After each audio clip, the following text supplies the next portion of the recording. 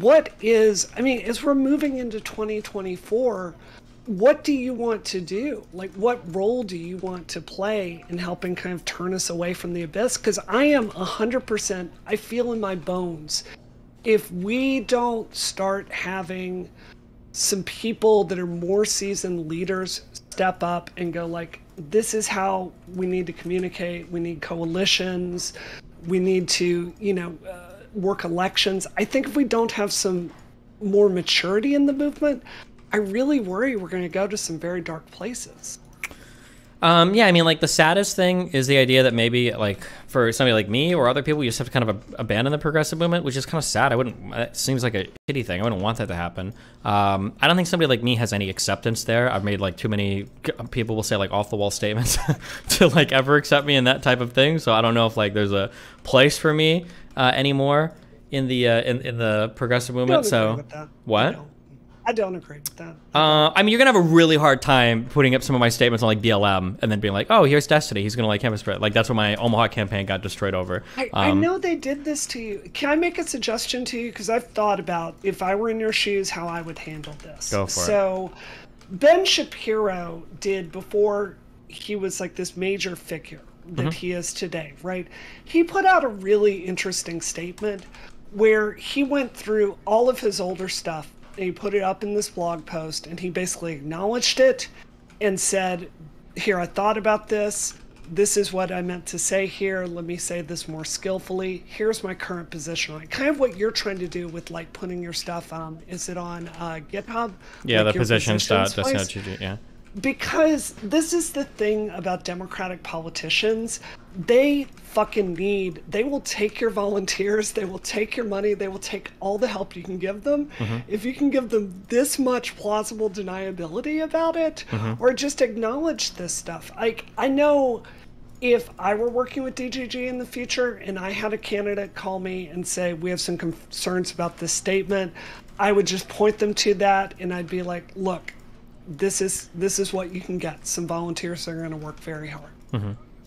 Yeah, I mean, I don't necessarily disagree. When we did our thing in Georgia recently, like, I was very, very, very upfront with everything. Like, they said the mayor wanted to take pictures, and I was like, you don't want to take pictures with me. Like, you can have some of my campaign volunteer people. Like, these are statements I made on the internet. Like, be aware of it. And they were like, oh, okay. Well, in that case, we'll be a little bit more careful. But, like, I had dinner with a couple of the volunteer staff or whatever, and that seemed to go okay. I think the thing in Omaha was a bit unique. Probably because the guy that I was dealing with wasn't necessarily a politician. He was just like a really well-meaning guy that was like pretty well-traveled, want to help his city, and he was not ready. I felt so bad. Like, I had a call with him, and he was crying because people were threatening to revoke his teaching license because of his sociopath. Yeah, and I was like, ugh. And I could tell he was not made for that type of environment.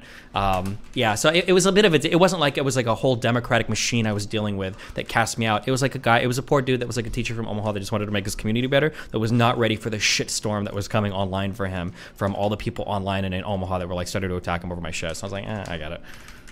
Yeah, I work with Jank, and we have a saying when we do stuff together. We generally don't do big missions with people that have not been through the shit before. Yeah, because of this exact reason. Like, once you've experienced a certain level of internet harassment, you're just like, yay, I've got it. That's fine. I don't feel anything anymore. Yeah. So we just don't form close alliances with people that haven't done that, because they will break, and you feel awful about it. And it fucks over like whatever mission you're trying to further. It damages 100%. Everything. So yeah, it's hard. 100%.